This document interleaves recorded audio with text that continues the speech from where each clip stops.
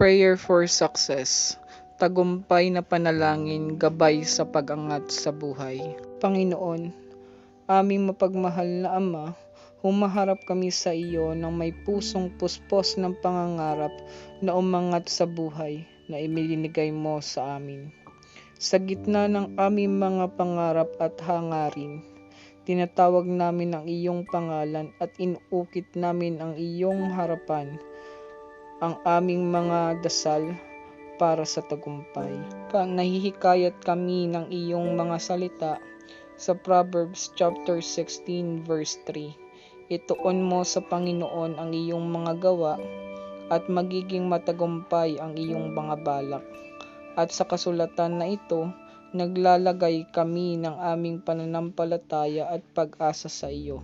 Kamtin mo ang aming mga adhikain, Panginoon, alinsunod sa iyong kalooban. Sa Salmo 37 chapter 5, nagsasabi ka, iukol mo sa Panginoon ang iyong lakad, at tiwalaan mo siya, at siya'y gagawa. Ipinapakita namin ang aming mga tiwala sa iyo, O Diyos, at nagpapatibay ng aming determinasyon na sumunod sa iyong mga utos at gabay. Sa aming paglalakbay tungo sa tagumpay, hinihingi namin ang iyong patnubay at pagbibigay liwanag. Kung paanong inialay mo kay Josue ang salita mo na, huwag kang matakot ni manglupaypay, sapagkat ako'y sa iyo.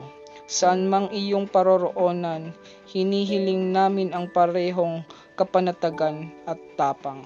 Pinapaabot namin ang aming mga pangarap sa iyo, alang-alang sa iyong mga plano para sa aming buhay.